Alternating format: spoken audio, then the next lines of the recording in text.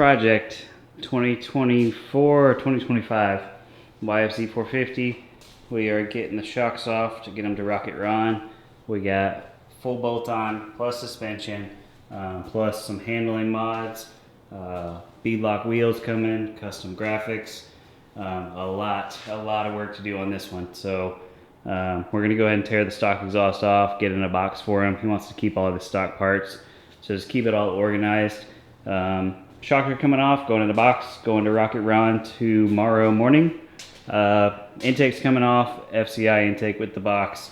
Delete all the emissions, so we're going to go with the 38 Motorsports breather box on it, and we will see what else. I know we got some Power Med handguards coming, plus one stem.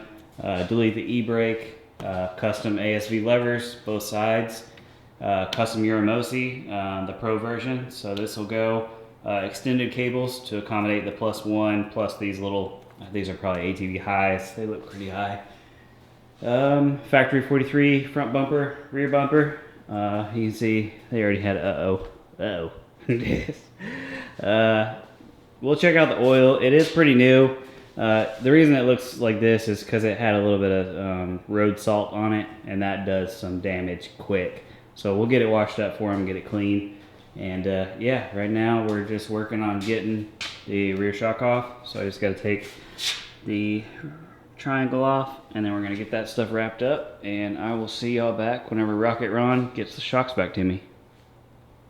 Blue YFZ is gone. Next YFZ project is moved over just a little bit. This one's going to get full bolt-on plus suspension, a bunch of other good stuff. We're going to fix some hardware that's missing on it.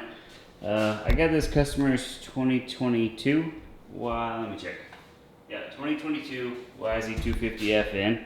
And these things are known for the rings on the piston in the manual tell you to put your gap, whatever this is, within 15 degrees. So we got oil gap 1 right there, squeegee right there, oil gap 2 right there, and the compression ring should have been here. It probably was, but it's off now. I took it off because it has so much crap on it. I just wanted to look at it. You see this one? So all the oil coming by just completely caked to the top ring. But the manual tells you to do it like this. And luckily I've already been through this problem. Back in 2016 I built one of these and put it together exactly how the manual said to. And about pulled my hair out wondering why in the world the bike was burning oil. I did everything exactly right, except for I think the manual's wrong. So that's what ended up happening with that one. Good customer, one of our TRX, our only TRX that really... Alright, so this one's one of our good customers' bikes. He also has that black TRX that we built a couple of years ago, but he does like two-wheelers as well.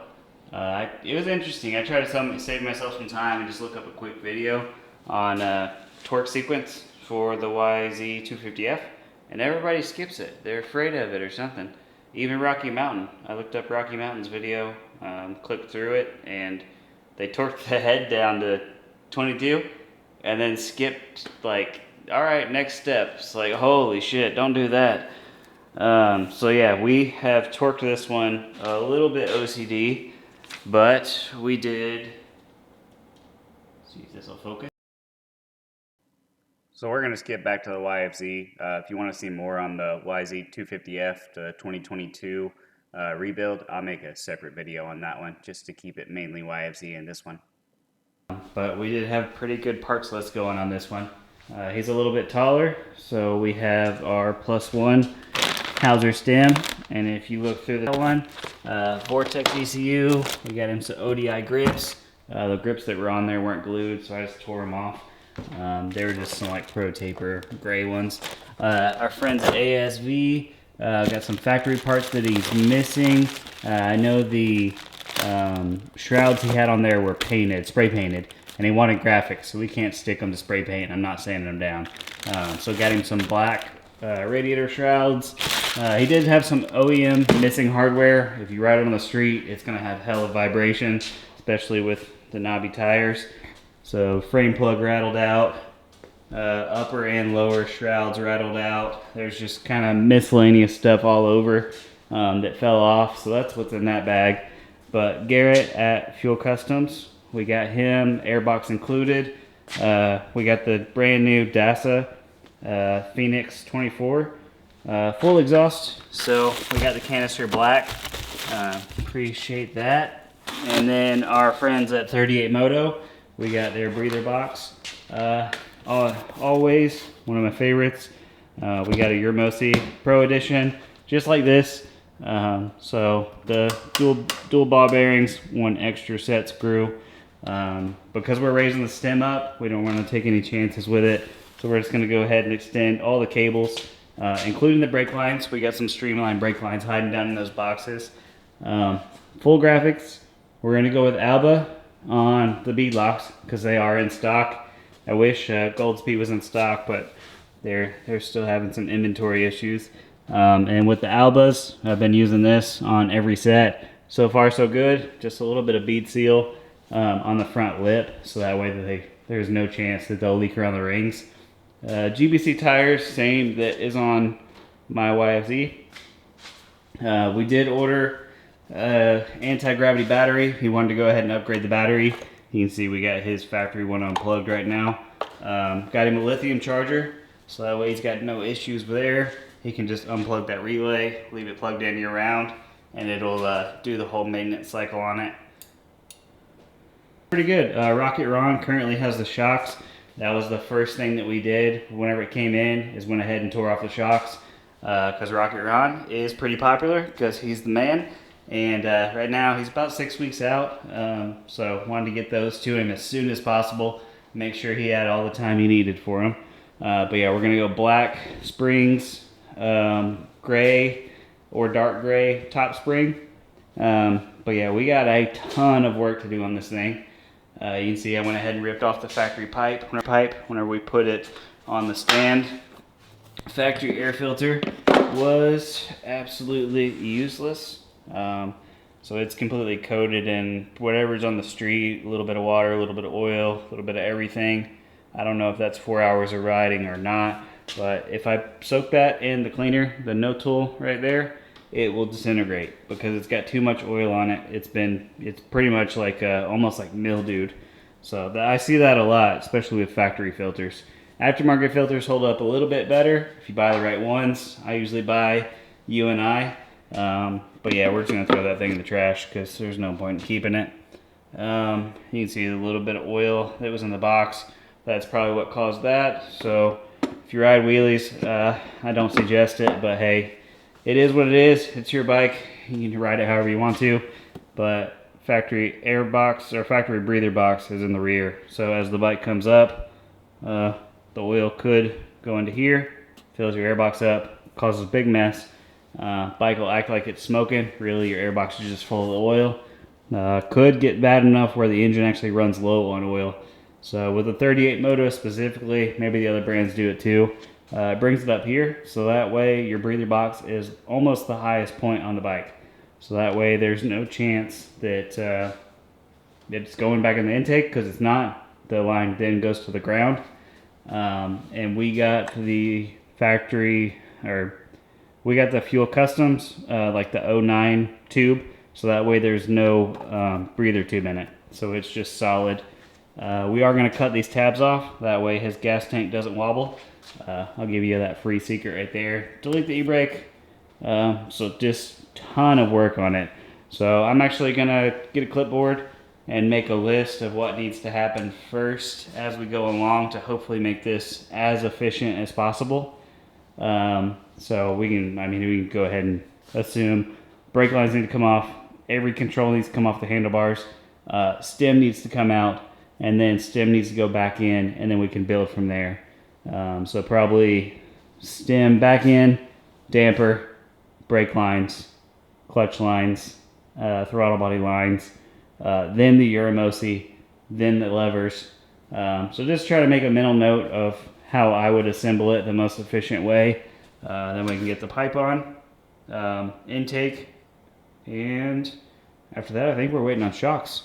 Made it sound easy. It's only like 6 hours worth of work or so. But yeah, I'll try to record some of it. My memory cards are stacked up right now, and I have not been editing videos. I've been doing customer builds, for sale ATVs. We got a 23 in yesterday. These are just the factory plastic parts that came with it. But yeah, just little stuff. Take the header wrap off, clean up the header, put the exhaust header back on. It did include these tires. I'll probably throw them on there. I like GBC tires. These seem to look okay, so as long as they seal, they'll go on there. If not, I will take them back off and put GBC tires. It's got that Iron Mountain red clay. That stuff is hard to get off, but hopefully this one, 2023, so it's pretty new. Hopefully won't be too bad getting all the stuff off. I think we're going to replace the rear plastic. He had boots or something and really like to jump on and off of it in a hurry. So we're just going to replace the rear plastic, throw that one on Marketplace, let somebody grab that thing for, I don't know, 60 bucks or so. I got to decide on the rear graphics if we want to try to get these ones. It depends on how much they want. If they want $30 a side, we might just leave it off. Because if it were mine and it were black, I would want something different or just leave it black. But yeah, that's just me. So time to get some tools out and start wrenching. It's Monday and the bike needs to be done, I think, Thursday. But Rocket Rowd's still working on the shocks. We should have them back Wednesday or Thursday night. So it's going to be a busy week. But somebody has put these ATV high bars on here. Maybe they had a little accident and needed a new set of bars. They're rotated pretty far forward. But the reason for that is probably because the throttle cable wouldn't reach. So it has a little bit of slack on it now because I took some stuff off. There was a lot more emissions and everything else stuff right here. But right there, it's cracked. So water can get down in there, dirt can get in there, and then it'll rust the cable, and then the cable will snap, and it'll either snap with the throttle closed or it'll snap with the throttle fully open. Neither one is good, depending on where you're at, what you're doing. We were already going to put +2 cables on it because we know better. So +1 stem, that automatically usually gets a +2 cable from Motion Pro. And then we're also extending the brake lines. See if this one binds up at all. I mean, there's a little bit of stretch there. Turn the other way. Yeah, so it doesn't look too bad.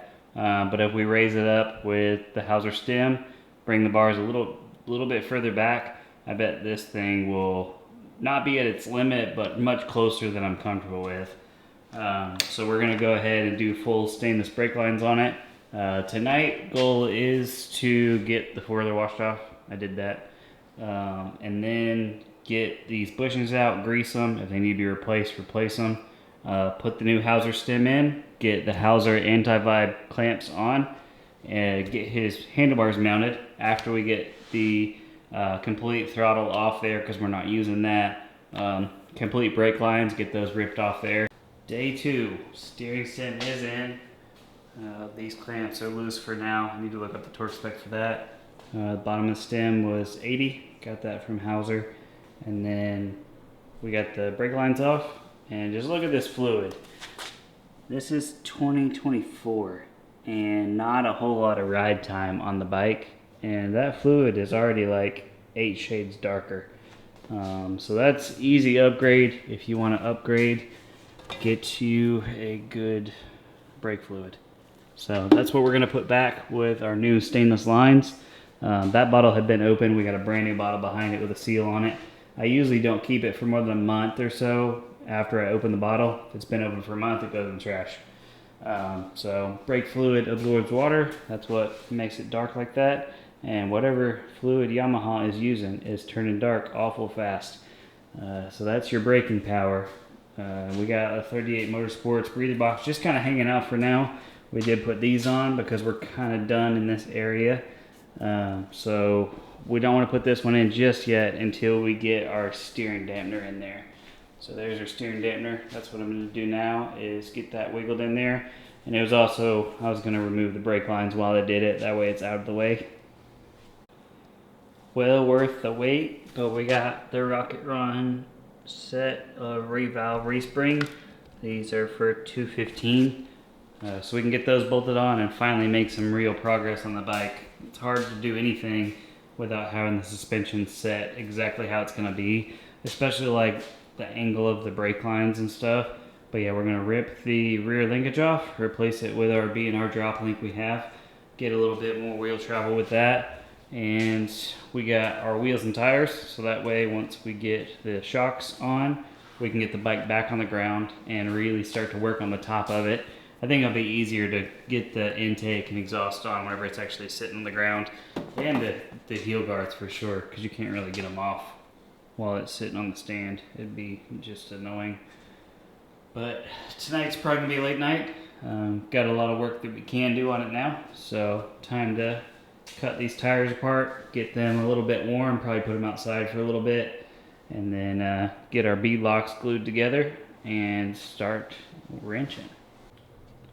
We got the B&R linkage on there. We greased those needle bearings. You reuse factory seals and the factory bolt that goes in there. And then we also took apart the triangle, which is right there. And that one, I mean, it might have a little bit of grease from the factory, but we're talking about like really minimal. So we disassembled that guy and greased that one for him. He'll never know unless he watches this video. But it is in your manual, so that's what part of your break-in expensive dealership first visit is supposed to be, that nobody ever does. That is also in there. So next up, we are gonna mount the shock, go in from the bottom, and then put the top bolt in and then the bottom, and then we're gonna lower the swing arm down to get these two to line up. And then after that, we can put the front shocks in, and I gotta build some wheels before we put it back on the ground. But let's grab the rear shock. And I'm hoping we can kind of sneak around the airbox and all for the ride height, because everything's gonna be aftermarket. Hopefully we got a little bit more room to work with, and hopefully the Dasa exhaust gives us a little bit more room.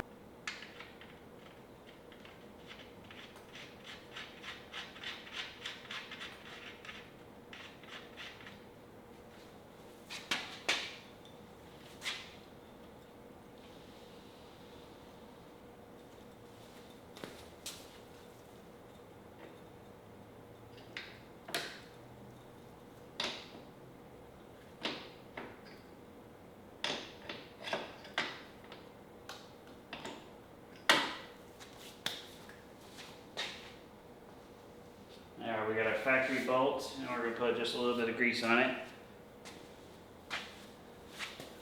And then this one goes in the triangle and gets torqued first.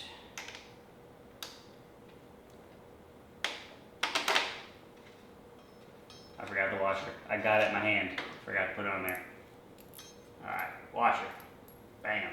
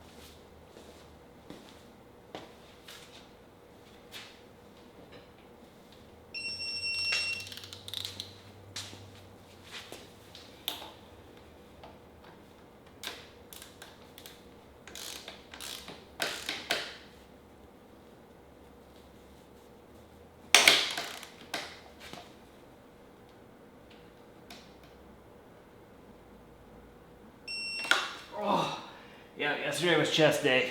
It's hurting. Alright, let's get a cotter pin for that one.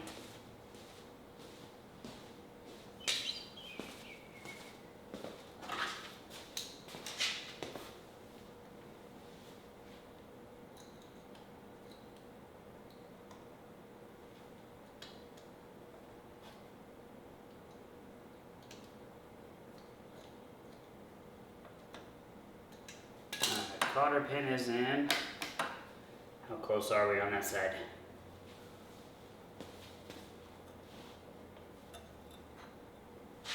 Now we're close. Same thing, a little bit of grease on the bolt.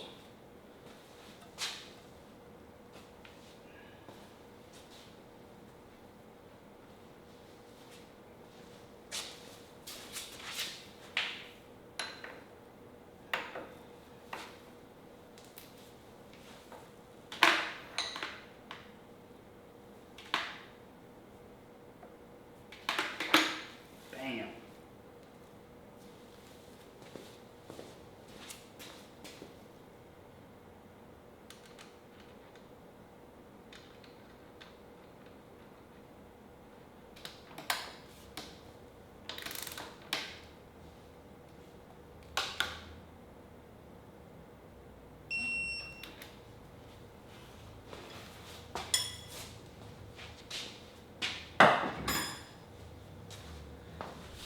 Alright, rear shock is in, not adjusted yet. We need the rider for that.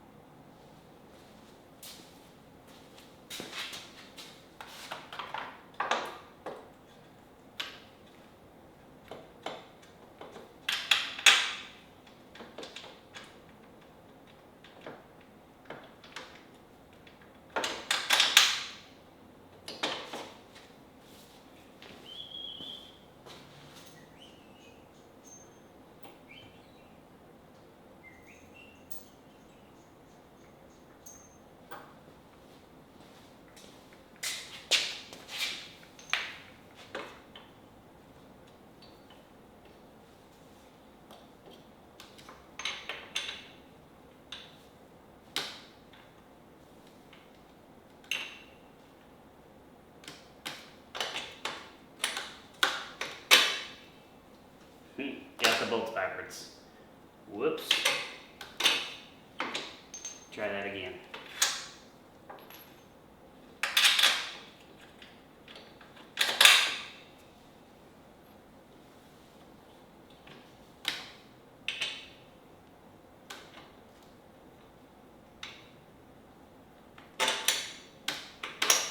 Much better.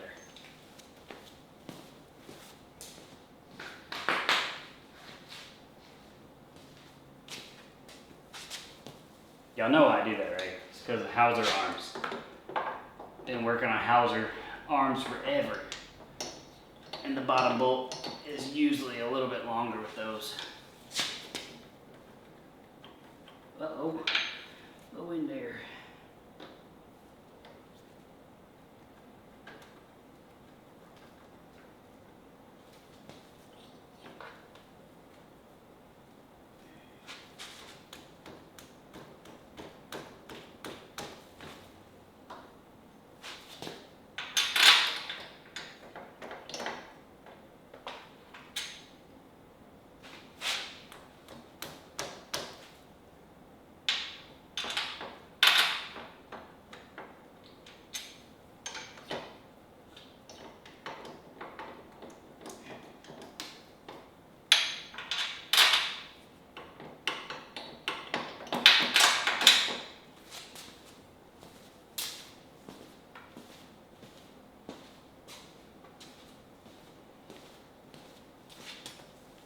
And if these bottom ones aren't lined up just right, just take it, you don't need a wrench usually, you just take them and turn them where they do line up. I had to do that on the rear just a little bit.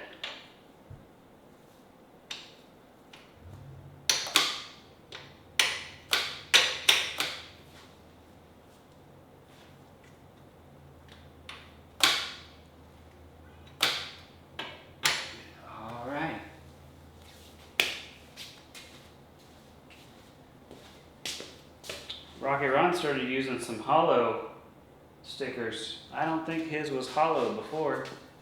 It was not. Those don't look hollow to me. I'm gonna need the new style. Where's the new style at?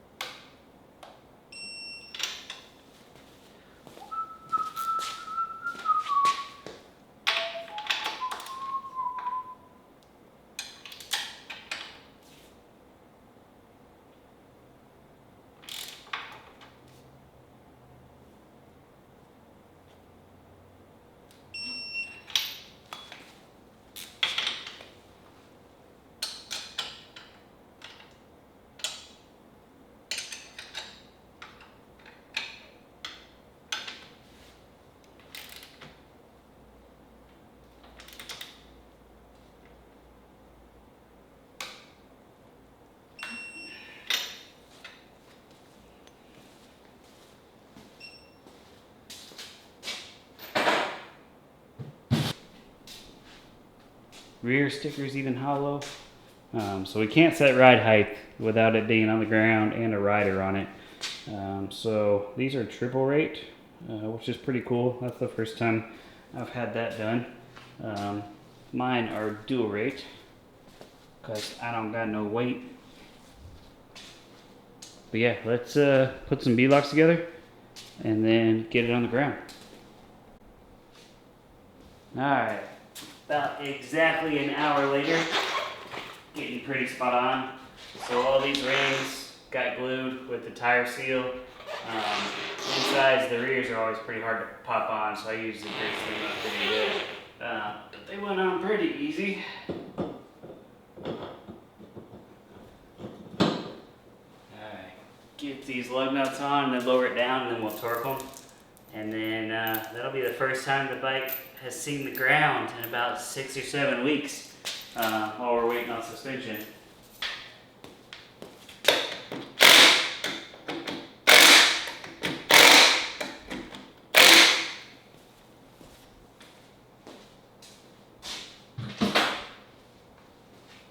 Alright, see about getting this thing on the ground.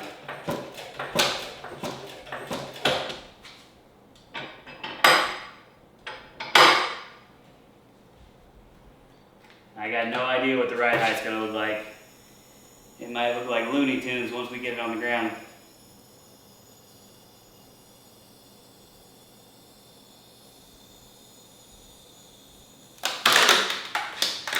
Definitely lower.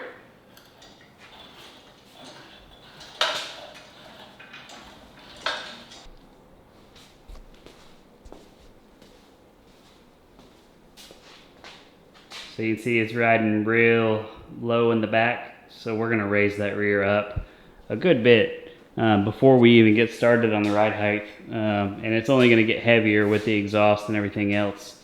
The front, I need a bumper to push on. Sit that down a little bit. So that did make a little bit of a difference. This is your PSA reminder to remember to lube your brand new cables. So we already did the throttle. The hose actually just fits right down in there. You don't got to hook any fancy fitting up to it. But these from Motion Pro really do help to force the fluid down through the cable and not make a huge mess with the smaller cables. So it's like a 3-piece deal. See if we can get it back out of there. Yeah, this is the best one that I've found so far. You still make a little bit of a mess, but not like you would, and the cable is definitely lubed.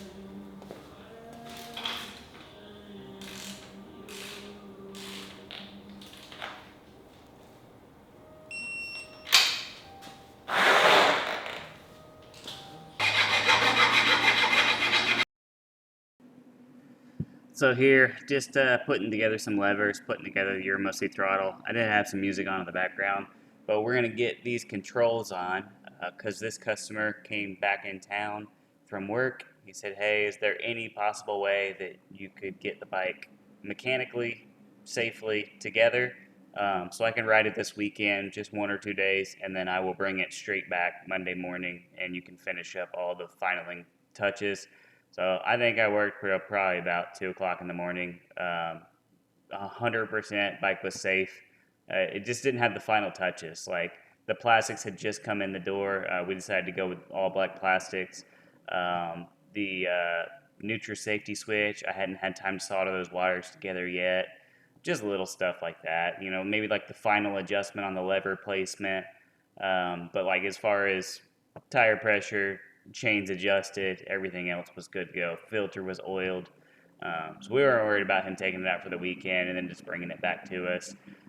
He did have an uh-oh whenever he brought it back, so you'll see that in the next clip.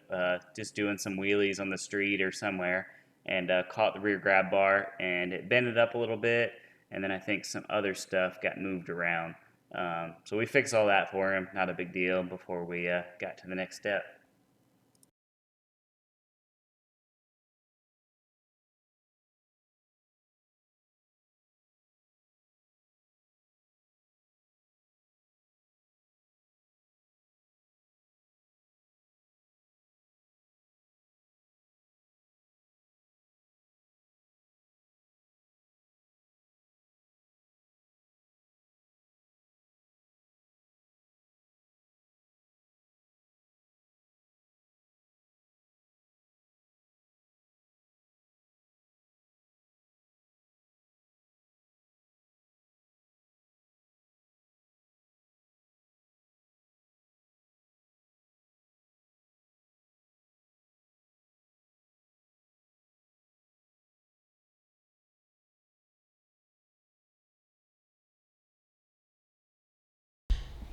The things you see.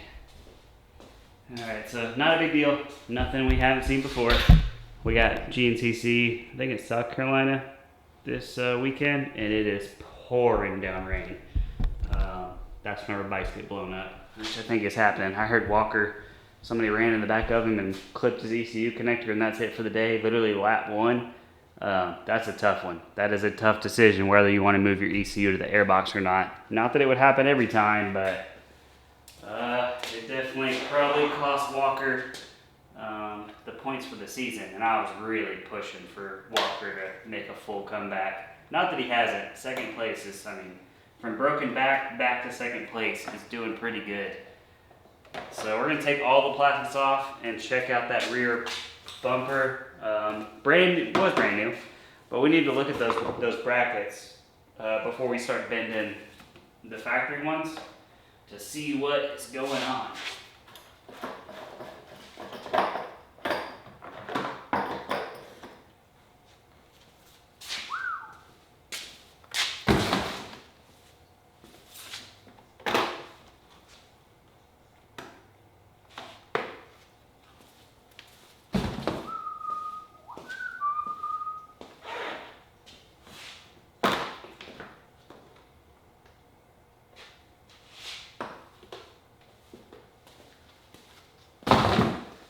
And here's another fitment thing for you. Usually with these factory 43 boxes, the plastic doesn't like to lay on top of them. It likes to try to fold over. So on the new black ones, we're gonna cut out this little square here. That way the plastic can actually lay on the frame rail where it needs to.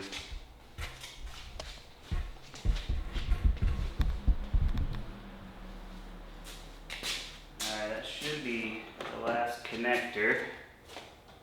Yep, it is bent down for sure. Make sure nothing else.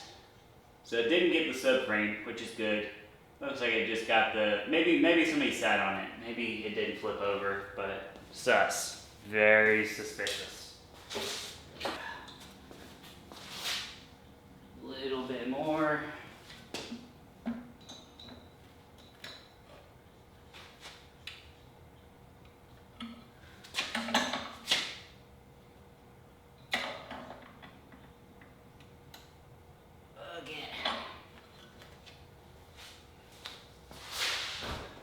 Looks pretty even.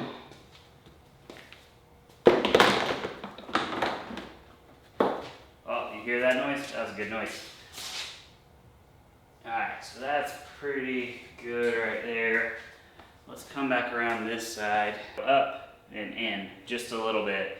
If not, it'll have a ton of tension on it, make it easier to pop out. And if the customer ever wants to take his plastics off, somebody that doesn't wrench on bikes every week, and they go to put it back on and it doesn't want to go on, that's just a pain in the butt. So these are like the final touches.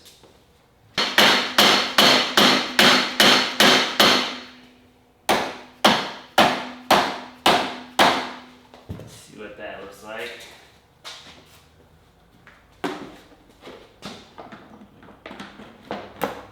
Sits down good. Rear is perfectly lined up, and this one needs to go in just a little bit more.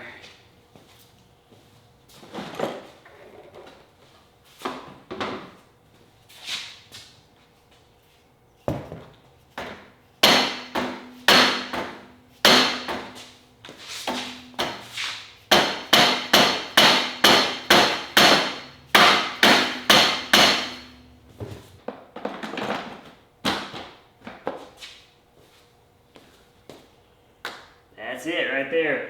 Matches almost exactly.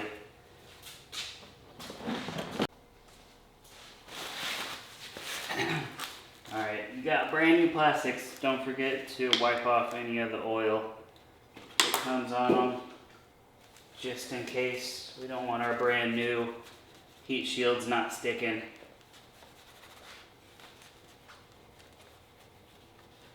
And we'll do this on top of the plastic also once we're ready to put on the graphics.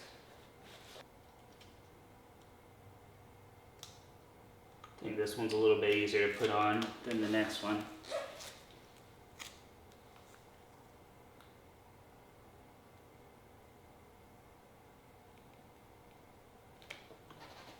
Something like that.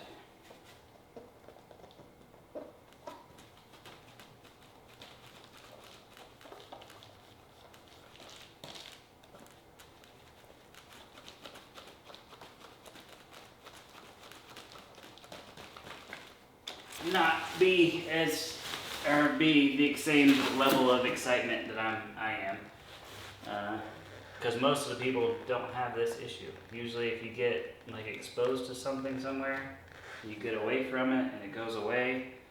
But if anybody else has like chronic sinus issues, especially to cigarette smoke, that cause like a permanent problem that you have to have surgery for, hit me up. So I realize I'm not the only one on earth that has this problem.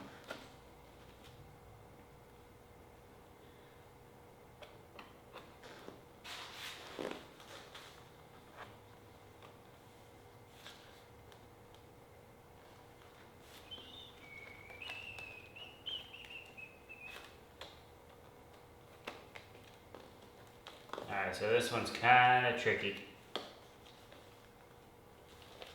See what we can do.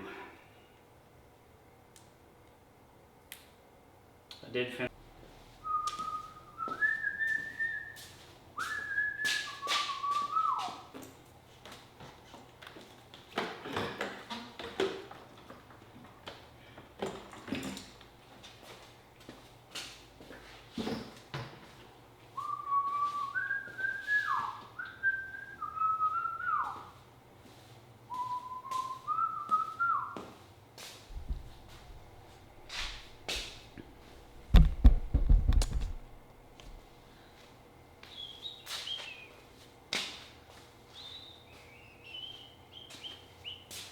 So we don't want it on the heat shield, we want it on the actual plug, as close to the plug as you can get.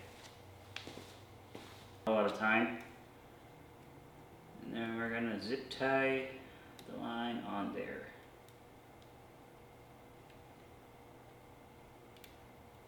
And you don't got to go around 19 times. Just like 3 to 5, that would be good. And then just make sure you get a zip tie. While it's still got tension on it, make sure you get a zip tie as tight as you can get it on there.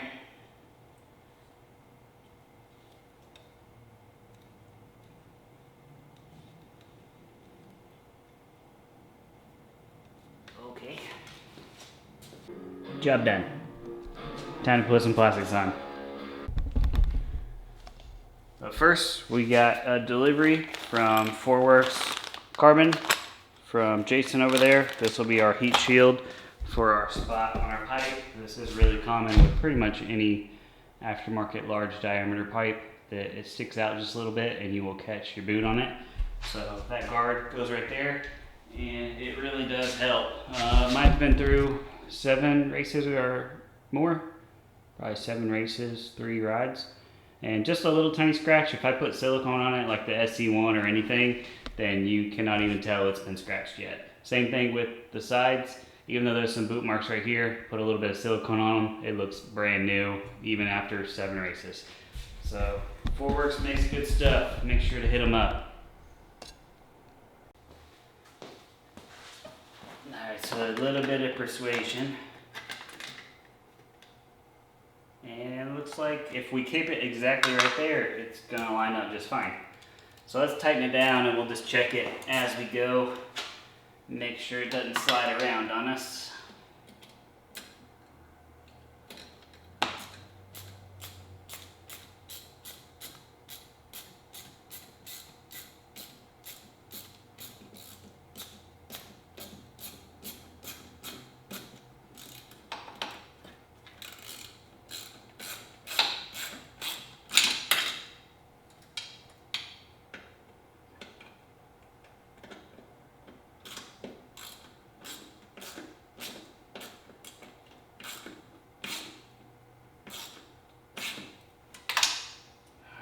so now it's touching.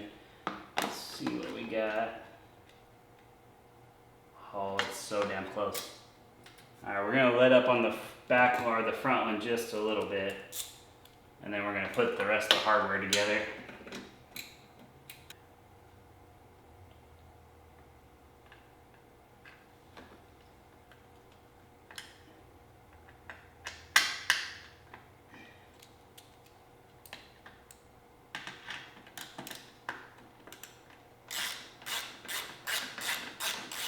Super tight yet, but they are snug. Let's go ahead and tighten our clamps up for the last time.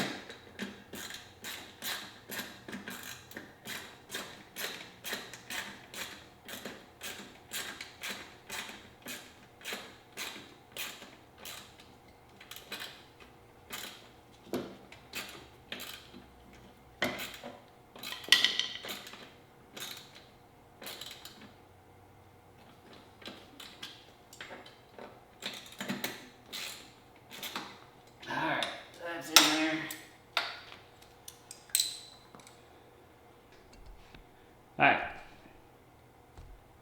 Alright, so there you go. Now you have a carbon fiber heat shield, so you won't burn your boots, burn your leg, burn the neighbor, burn everybody. And yeah, it looks cool, and I have not had a problem at all with mine.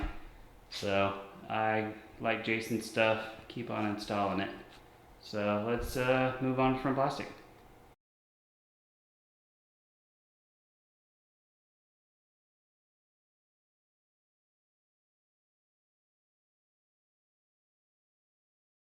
So now we're getting down to everybody's favorite part. What graphics are we going to use to pull the entire build, all of these parts together to really make the build stand out?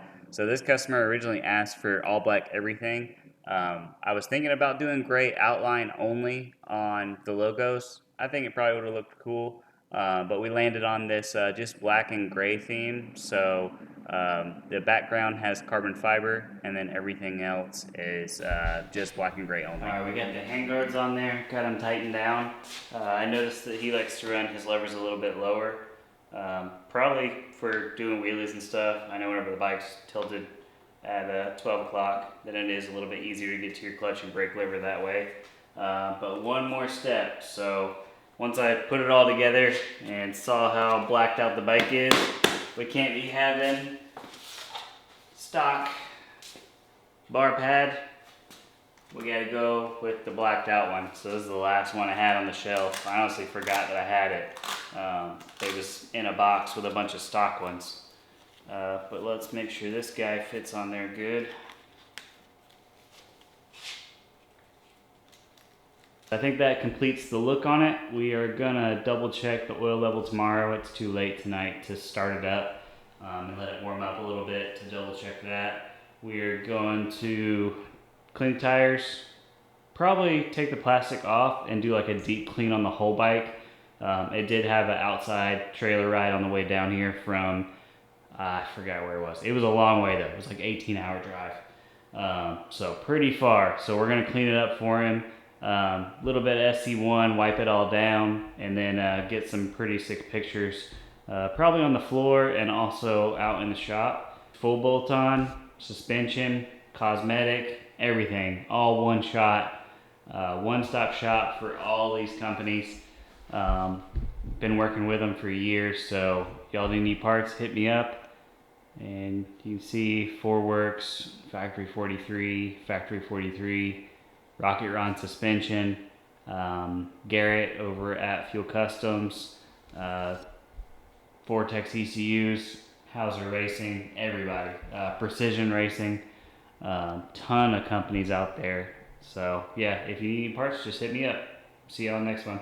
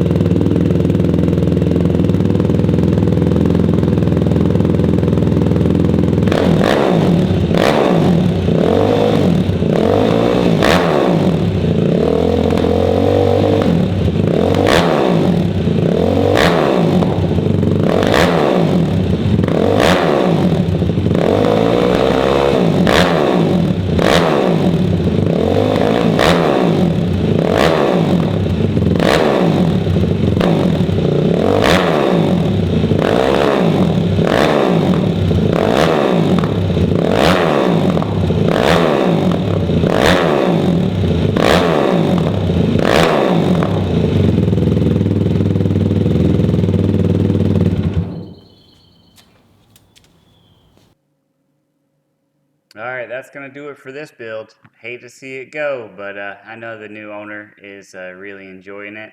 So he brought it to us bone stock. We got it big 3, cosmetic, beadlock wheels, some protection parts on there so he doesn't burn his leg. Got a case saver on there just in case, you know, anything happens with the chain. Got his name on there, got the number that he wanted, everything. So I really like how this one turned out for a blacked out build. I'm sure that it's going to turn a lot of heads coming down the trail, coming down the street, whichever one he's on. And this one, it does sit a little bit higher than normal. We did that with Rocket Ron. That way it's easier to pop wheelies for him. But if y'all made it to the end of the video, really appreciate y'all. And I'll see you on the next one. Spoiler alert, we might have another long travel Raptor or two coming up.